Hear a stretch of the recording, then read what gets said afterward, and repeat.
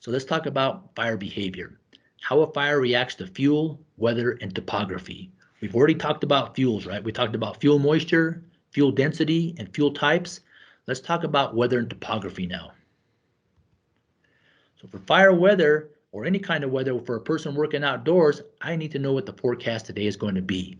I need to know, is it going to rain? Is it going to snow? Is it going to be hot? Is it going to be cold? That tells me, how do I prepare myself for the day? What kind of clothing am I going to take? How much water do I need? What am I going to do to make sure whatever comes my way, I'm prepared for it? When we're talking about fire weather, what I want to know is, what is the wind going to do? What is the humidity going to be? And what will the temperature be? So this site right here that we're looking at, this is from the National Weather Service. This is weather.gov. And I strongly recommend this site. These are the people that put out red flag warnings. They put out winter storm warnings, tornado warnings, any kind of hazardous weather event. They're going to put a warning out for that. And when you come to the site, you look at this map, it's going to show up on the map, and that's going to let you know right away what you're facing for the day. You can also click on the map. If you look at the state of Colorado, where I live, it's also broken into a bunch of regions. So it's not just the map of Colorado. I can click on the area where I live, and it's going to zoom in and give me a closer picture of what the forecast for that area is. There's also a spot over here where I can enter a location. I can put in the city, the street, a zip code, or an address, and it's going to give me the closest weather station and give me any weather alerts and the best forecast I can get for that area. Very crucial information. There are a lot of places these days, a lot of good places where you can get weather as long as you're doing that. But I do strongly recommend this weather.gov because they will give you the weather alerts, including the red flag warnings. Hold on there. So let's talk about wind, humidity, and temperature. So wind is going to be the biggest factor in fire spread. Once fuels dry out, if they catch on fire, if there's no wind, they're going to spread fairly slowly, unless they're in some kind of mountainous terrain. But if they're on flat ground, they're going to spread very slowly unless there's wind to push them. So the wind is going to determine that direction of spread. Strong winds can dry out those fuels, and when there's fire, the wind passing over that fire is going to pick up that heat, and it's going to dry out those fuels in front of that fire, sometimes to the level where they just spontaneously combust. You get so much hot, dry air passing over those fuels, they'll get to that ignition point and burst into flames. Spot fires, we already talked about that. That's when these embers from burning material rise up in the heat and get caught in the wind. They get carried out in front of the main fire and they start new fires. Something that makes wildfires particularly dangerous when you start getting spot fires, or even those preheating of fuels when fuels just spontaneously ignite. The other thing it's going to do is it's going to provide fire with an oxygen supply. We talked about the fire triangle: heat, fuel, and oxygen. Well, it's the same as when you're starting a campfire. You get down there and you blow on that thing to give it a little bit more oxygen. When you get a strong wind going, what you do is you get a big oxygen supply, and those fires can really burn. So we really need to know for the day, what is the forecast going to be? I want to know, what is the temperature right now, and what is it forecasted to be throughout the day? So we talked about direction of spread. You can see this little graphic right here. We've got the head of the fire. That's the area that's out in front, moving with the direction of the wind. We've got both flanks, and we've got the back of the fire. Now remember this, just because this is the head of the fire right now, you frequently get wind shifts on a big fire, and so one of those flanks could become the head very quickly. For us, we want to know the direction of spread, because if a fire starts, I'm going to go the opposite direction of the wind. I want to get myself behind that fire. And when it comes time to try to put out that fire, I also want to take my fire extinguisher and attack it from the back where I'm safest. So it's very important that we know wind speed and direction of spread, and wind direction, sorry. Spot fires, I think we've already covered this a bit. Small fires that start out in front of the main fire. You can see you get that lofting from the heat. As something is burning, it's putting up a lot of heat. That heat is going to rise until it gets caught in the wind, and you get those little fires out there. Those things can be very, very dangerous, and they can spread a long distance. For those of you that work out in California, you also get these Santa Ana and Diablo winds. These are caused by a high pressure that builds up in the Sierra Nevadas in the Great Basin.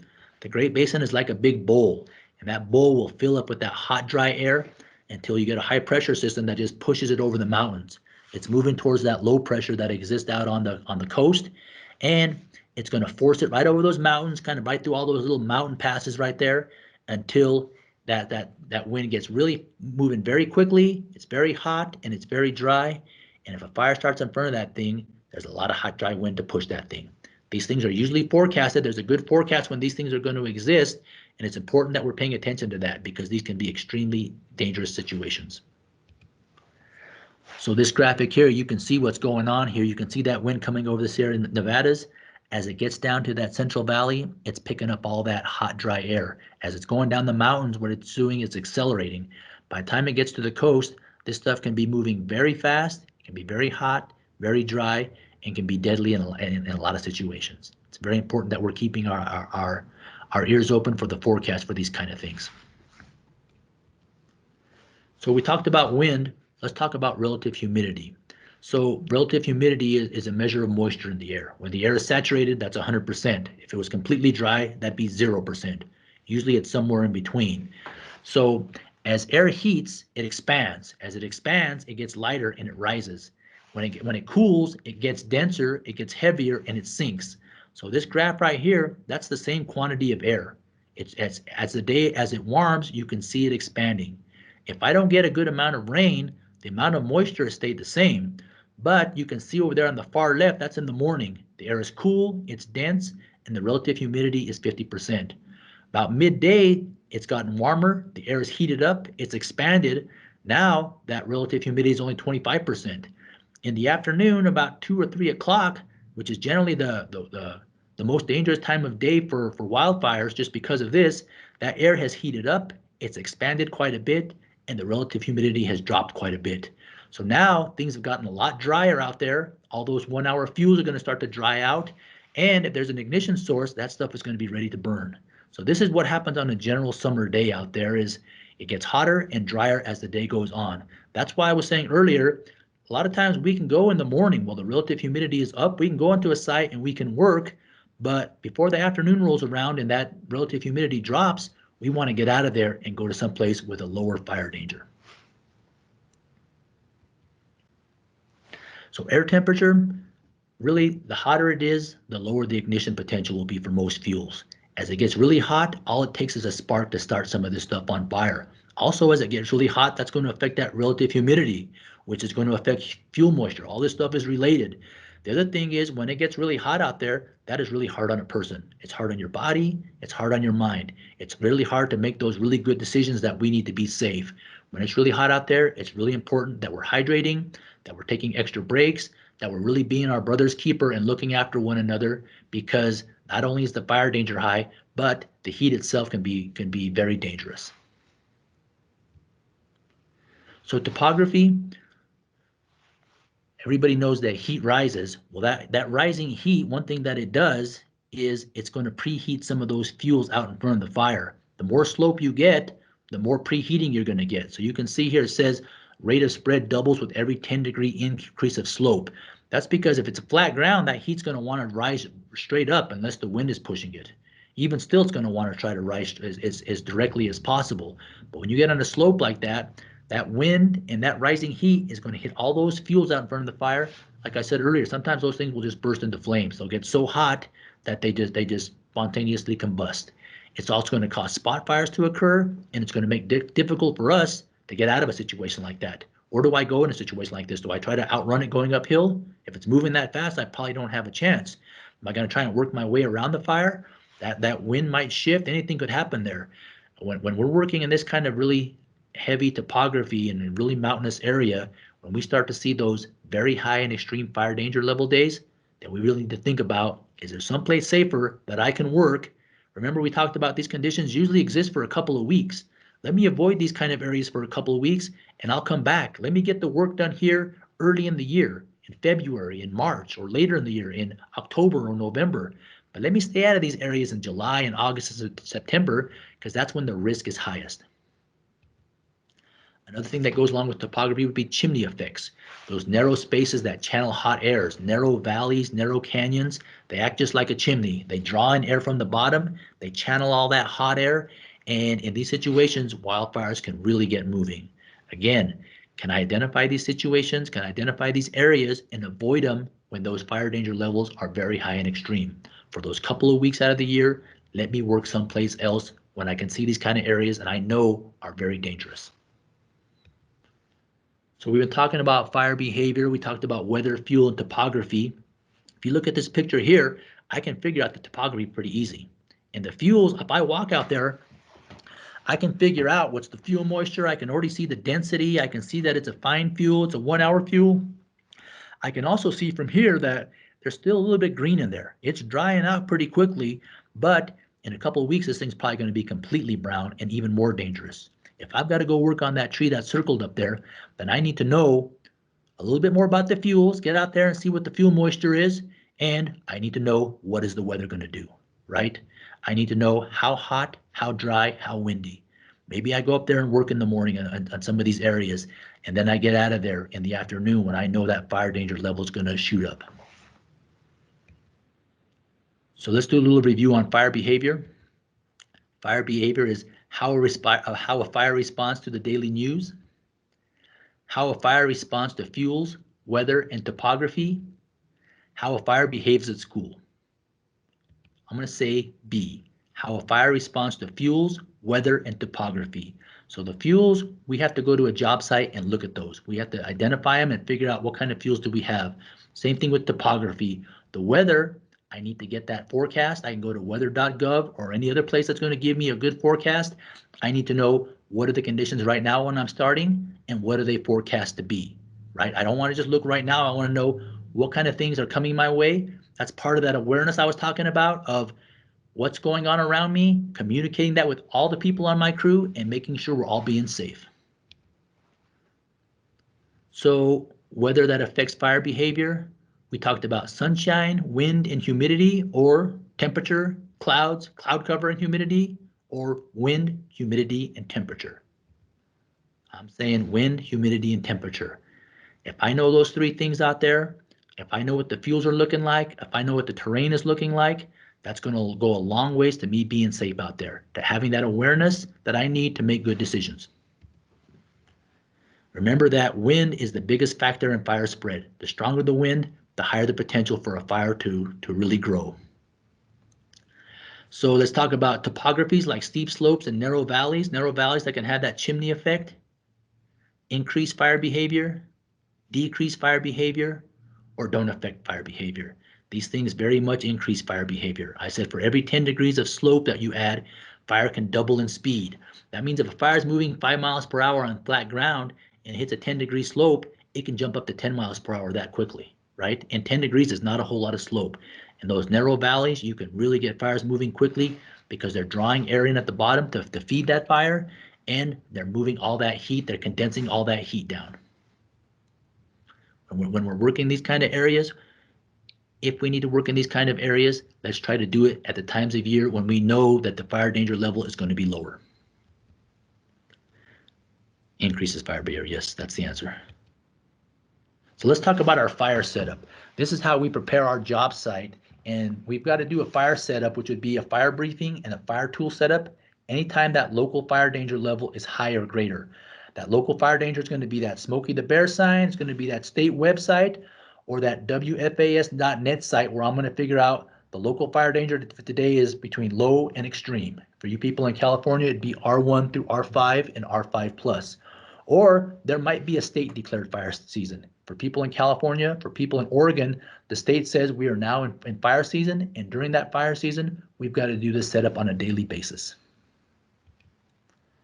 So let's talk about the fire briefing. This is meant to answer those critical questions out there to tell me what is the job site fire danger level, not what is the local danger level or what is the national. On this job site, what is the danger level? That's going to be based on those conditions, those receptive fire fuels, the wind, the humidity, and the temperature. Based on that, the fire danger level, I already said this, we have every time the local fire danger level is high or greater, we have to fill this out. That'll determine, do we need a fire watch? Somebody whose job is to be prepared to put out a wildfire if they start. We need to identify those ignition sources. We need to identify escape routes and safety zones. If things go wrong on this job site for any reason, how are we going to get out of here? So here's the top part of the fire briefing. You've got date, time, location, crew leader, number of employees. This is for Wright Tree Service, and Wright Tree Service of the West under local fire danger would say R1 through R5, but this version here is for Wright Tree Service. Was the job briefing completed? The job briefing completed has to be completed on every job site, right? Unless you're just moving door to door. But if you're changing areas, then you need to do a job briefing and a fire briefing. So cell service, do I have a way to communicate in the event of emergency? What's my vehicle number? Now right here, the next part, job site wildfire conditions. This is where I'm going to identify what is my job site fire danger level. I've got continuous winds, relative humidity, temperature, receptive fire fuels, yes or no, red flag warning, yes or no. What I'm going to do here is I'm going to look there next to continuous winds. Winds less than 10 miles per hour are going to get a score of 0. Greater than 10 miles per hour, 8. Greater than 15, 10, and greater than 20, 15. It's going to be a score of 15. What I'm going to do is, if I'm on the same job site all day, under the AM, I'm going to put down a score for each one of those things. And if I stay there for the afternoon, I'm going to put down for the PM, because most days are going to get hotter and drier as the day goes on. If I go to another job site, I need to do one of these for every job site when the local fire danger is higher or greater. I'm going to put down a score for all those things, and I'm going to add it up. That total score is going to be my job site fire danger level. If you look below, that's going to tell me low through extreme. We're going to follow that same system that the federal system. And it's also going to tell me what is my response. When the fire danger is low to medium, my job is to stay alert. But anytime that fire danger gets to high, then I need to use a working fire watch. That's somebody who is still doing tree work, but every half hour or so, they're going to stop. They're going to inspect the job site. They're going to inspect their surroundings. They're going to look at the neighbors. They're going to look at the traffic and make sure it's still safe for us to continue working. When I get to very high or extreme, what I'm going to need is a dedicated fire watch. This is somebody who is not doing tree work. This is someone who has a fire extinguisher close by. They've got a fire tool close by. And if a fire starts off, they're ready to put it out immediately. And that person, that is not a vacation. That is not a chance to take a little nap or to kind of text your girlfriend or anything. This is a serious job. We need someone who's going to pay attention and be prepared. And just remember, anytime that we get a fire danger level of extreme, we want to contact your supervisor before we work and let them know. Because if possible, it's better for us to go work someplace else. When we identify those on this job site, the conditions are extreme, that's telling us something, and if we can, let's go someplace else. Underneath here, you can see the working fire watch and dedicated fire watch with tools. We're going to write down the name of that person. So for the bottom part of this wildfire briefing, we're going to list all of our ignition sources out there, damaged utility equipment, vegetation within the minimum approach distance. Do we have sky trimmers, also known as giraffes? Whatever we have out there. Where am I parking? Do I need a fire blanket? Do I need a fueling area? Are all my spark arresters in place? We're all going to also look for pre-existing ignition sources, stuff that was already there before we got there. Old campsites. If we see, a railroad that's going by that may be throwing off a lot of sparks. If there's other human activity or we see cigarette butts, we want to mark that down and make sure that we're identifying that. Then we're going to talk about our fire tools. We'll talk about this more later on, but we need to mark down what tools do we have, the quantity of each one of those tools, and do we have an escape route and safety zone identified. At the bottom, it's saying the job site, we need to monitor each job site for 30 minutes to make sure no wildfire ignitions or spark producing events occurred before we left. If everything is good before we leave, the fire watch, if we have one, or else the crew foreman will sign on there that says when we left, there was no signs of wildfire on this job site.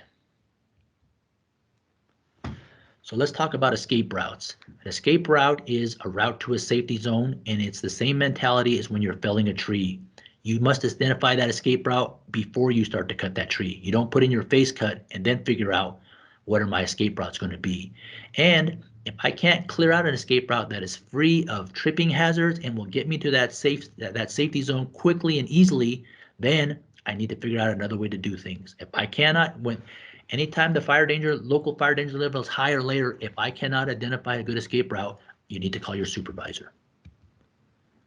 So a lot of things out there will kind of prevent you from using that escape route if you're going through really dense vegetation. Sometimes it's steep terrain. Sometimes we get crews that have to hike in quite a distance to their job site.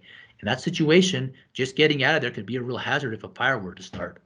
So let's make sure whatever kind of hazards we have, we're identifying them, and we're mitigating them. We're figuring out a way to how can we make this escape route work.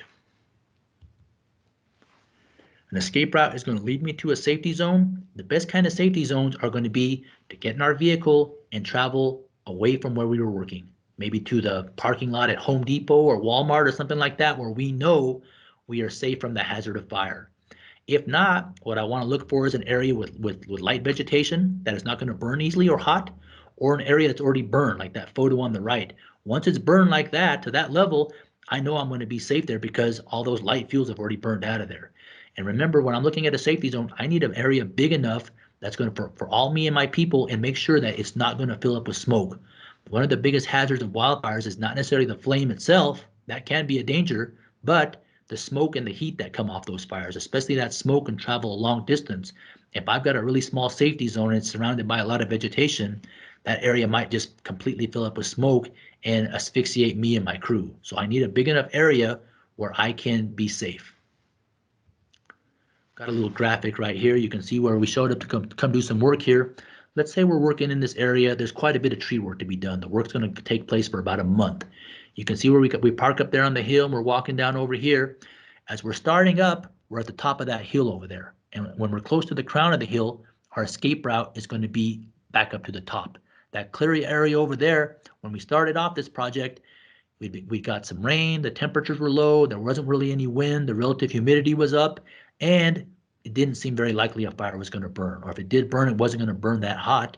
And that clearing on the top of that hill would have been a good enough safety zone. But as we started working our way down that slope, now if I had to use that escape route, I'm not going to try to run up that hill. That hill's a little steeper than it looks. It's a little longer than it looks. In an emergency situation, I might not make it before a fire got me. So as I start getting to the bottom of that hill, I'm going to change my escape route in my safety zone. Now I'm going to come down the hill. Now I'm going to come to this clear area down here. It's still not that hot out. It's still not that dry out. It's still not that windy out. The conditions are not that bad, but I've identified my escape routes. Let's say after a couple of weeks of working here, the conditions changed. We haven't got any rain for 2 weeks. It's gotten a lot drier out there. The wind has picked up. Now that escape route I was using in those safety zones are probably not safe anymore. Now I need to think about up there where I'm parking my truck. That would probably be a big enough safety zone, but that's too far for me to get to in an emergency. So what I'm going to do is I'm going to talk with my supervisor. We're going to talk with the utility and say, due to the fire danger here, we're going to stop work here. We'll come back here in a couple of weeks when the fire danger is lower. And that's the way we need to think about these escape routes and safety zones. Another good thing to do is on your phone, on the mapping feature, you can put that to satellite. If there's no service on the site, before you go to the site, pull up the satellite and get a bird's eye view of the area, and that helps you to identify escape routes and safety zones. If you wait till you're on the job site, a lot of times you don't have the perspective to really see what's going on around you. All you see is trees. But if I can look at that satellite image on my phone, that helps me to identify, okay, I'm here, I got a good escape route here, I've got a good safety zone here, or I don't have them. But that satellite image is going to be really important to us maintaining that safety. So fire watch, this is going to be a person that I talked about this earlier. When the fire danger level reaches high, we need a working fire watch. When the fire danger level on the job site is very high or extreme, we're going to need a dedicated fire watch. That's a person who's out there on the job site. They have a good view of everything. They've already kind of inspected the job site. They know what's there. They have the ability to communicate with the entire crew, and they have a fire tool and they have a fire extinguisher close by in the event of a fire. So for the working fire watch, we already talked about this a little bit. Fire danger level is high. They're alert while they're working. They examine the job site every 30 minutes or so just to make sure everything is still good. They're going to look not just at the job site, but the surrounding areas. What's going on with traffic? What's going on with the neighbors? What's going on with anything around here that could be a hazard? And before we leave the job site, is when they're going to monitor that site for 30 minutes after work stops. Dedicated fire watch. This is very high in extreme conditions. This is a person whose only job is to be alert for fires and be ready to suppress them. They've got an extinguisher and a tool nearby. PG&E, the people working out in California, do this a little differently. They use the working fire watch at R4 levels, the same responsibilities, and a dedicated fire watch at R5 and R5 plus levels. These are requirements. The dedicated fire watch for all of us from now on will be anytime that job site fire danger level is high, working fire watch. Anytime it's very high or extreme, we have to have a dedicated fire watch. So let's talk about our tools here. This is the standard tool complement for crews that are working in the high fire danger areas. So you can add to this list, but this is the basic list right here. For those of you working for Wright Tree Service, this has to be set up within 40 feet of the job site. For people working for PG&E, that's 25 feet. And the list includes one shovel, one McLeod or Pulaski. And for people that don't know what McLeod is, it's the second tool from the bottom right. It's that big rake looking thing with the big nasty teeth on it. Those are very good when you're working in really dense vegetation or tall grass. They got a lot of weight and you can really move a lot of vegetation. You can have a McLeod or a Pulaski. And the Pulaski is right next to it. It's got that axe head on one end and it's got a grub hoe on the other end. And this is better for working in kind of lighter fuels, rockier fuels. If there's any kind of roots out there, the Pulaski, you can really work around that stuff in there and remove the vegetation away from whatever is burning. The other thing we're going to need is a 5-gallon backpack pump and a 5-pound extinguisher. This I just kind of threw in here to make sure we're thinking about this. Our gasoline, let's make sure we're storing it correctly in the right container. Let's make sure we're storing it correctly in our truck. When we need to, if there's a lot of vegetation, let's make sure we create a fueling area 10 feet by 10 feet down to bare soil. That's where we fuel up our tools. That's where we set them when we're not using them. And make sure that we're not fueling this equipment while it's hot. So let's talk a review about the fire briefing and the tool setup. This must be done when local fire danger is high or greater, when national fire danger is extreme, in the summertime. I'm going to say A, when local fire danger is high or greater, it is a requirement for us to do a fire briefing and do a fire tool setup. The fire tools should be set up within 40 feet of the job site for people working in Wright Tree Service, and for people working for Wright Tree Service of the West out in the PG&E contract, they need to be within 25 feet of your job site or during a state declared fire season. Let's talk about fire briefings. We have to do a fire briefing anytime that, right. Okay, so the fire briefing, I forgot myself, is documenting the national fire danger level, the job site fire danger level, or the local fire danger level. The local fire danger is those signs we saw, like the Smokey the Bear signs. The national fire danger level comes from a website. What the fire briefing is documenting is on this job site right here, what is the fire danger level? What is the hazard, and how are we going to prepare for that? It's going to talk about the presence of receptive fire fuels, stuff that is dry enough to burn and dense enough to carry a fire. It's going to talk about job site conditions. What is the relative humidity? What is the wind? What is the temperature? And identify those ignition sources. So a fire watch must be done when the job site fire danger level that's coming from that fire briefing is a working fire watch when the job site fire danger level is high, and a dedicated fire watch when it's very high or extreme. A dedicated fire watch when the job site fire danger level is high. Working fire watch when the job site fire danger level is low. I'm going to say A. Working fire watch when the job site fire danger level is high, and a dedicated fire watch when it's very high or extreme. This is a requirement. When you're completing a fire briefing, if you're seeing those, it's required for us to set up either a working fire watch or a dedicated fire watch. So the fire tool setup in the morning, within 40 feet of the job site, daily, within 40 feet of the job site. Now, for those of you who are working in areas with the state declared fire season, California and Oregon, it must be set up on a daily basis. So you could say B and C, really. Well, I guess I just did. Anytime the local fire danger is high or greater,